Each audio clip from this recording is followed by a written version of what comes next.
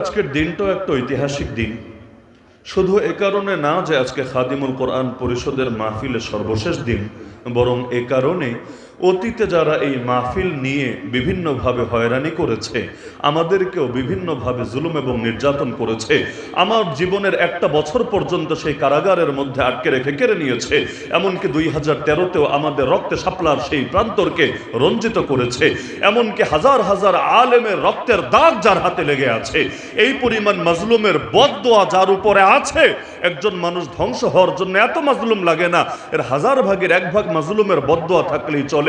আলহামদুলিল্লাহ সুম্মা আলহামদুলিল্লাহ, আমাদের জীবদ্দশায় আল্লাহ তাআলা সেই জালেমের ফাঁসির রায় শোনার তৌফিক দিয়েছে।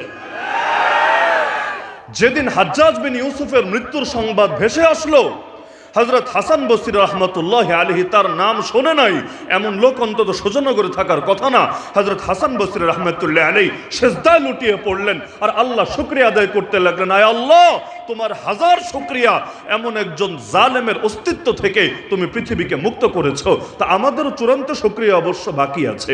আমি তো সেই দিনে স্বপ্ন দেখি, আজকেও এখানে আসার আগে সিলেট শহরে একাধিক সাংবাদিক আমাকে প্রশ্ন করেছে আপনার প্রতিক্রিয়া কি। আমি বলেছি আসল প্রতিক্রিয়া তো সেদিন হবে যেদিন শুধু রায় আর রায়ের পর্যায়ে থাকবে না, বরং চূড়ান্তভাবে সেটাকে কার্যকর এবং বাস্তবায়ন করা হবে ইনশাআল্লাহ।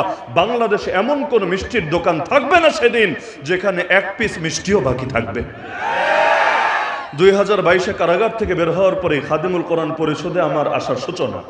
এরপর 2023-এ আপনাদের মনে থাকার কথা, পোস্টারে নাম ছিল ঠিকই, লিফলেট ব্যানারে নাম ছিল ঠিকই, কিন্তু আসতে পারি নাই, আসতে দেওয়া হয়নি। শুধু এখানে এমনটুকু না, বরং গোটা মৌলভীবাজারেই আমাকে ঢুকতে দেওয়া হয় নাই। পরবর্তীতে বরুণার হযরতরা বিদ্রোহ করে ওদের বিরুদ্ধে হিম্মত করে সেখানে এনেছেন। এরপর ধীরে ধীরে সেই রেস্ট্রিকশন ভেঙেছে।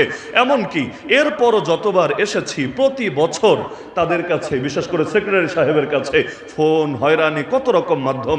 আলহামদুলিল্লাহ সুম্মা আলহামদুলিল্লাহ, কোরআনের মাহফিল ঠিকই চলছে, কোরআনের মাহফিলে আমরাও ঠিকই আসছি, কিন্তু যারা বাধা দিত তারাই হারিয়ে গিয়েছে। শুধু হারিয়ে গিয়েছে তা না, ইতিহাসের আস্থা করেও তাদের নামগুলো লেখা হবে। আগামীতে তাদের নামগুলো মীর জাফর, মীর সাদেকদের নামের মতো পচে যাবে। তো এ কারণে কাকতালীয়ভাবে, যদিও মাহফিলের ডেট করার সময় তো তারা জানারও কথা না যে আজকের দিনটা কাকতালীয়ভাবে এমন একটা ঐতিহাসিক দিন হবে, আলহামদুলিল্লাহ আল্লাহ তাআলা আমাদেরকে দুটোরই তৌফিক দিয়েছে এবং আমি মোনাজাতের মধ্যেও আলাদাভাবে শুকরিয়া আদায় করব। আর আমার মতো কষ্ট যারা করেছেন, আশা করি তাদের দিল থেকে এমনি শুকরিয়া চলে আসার কথা। আর হুজুর তো শুরুতে বললেনই, ওয়া আম্মা বিনিআমাতি রাব্বিকা ফাহাদ্দিস, রবের নেয়ামতের কথা বলতে হয়, রবের নেয়ামতের শুকরিয়া আদায় করতে হয়।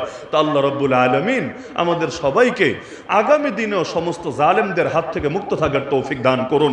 আর নতুন করে কেউ যদি হাসিনা হতে চায়, আর নতুন করে কেউ যদি জালেম হতে চায়, আল্লাহ ওই আগামী দিনের ওই সমস্ত জালেমদের টুটি চেপে ধরার তৌফিক দান করুন।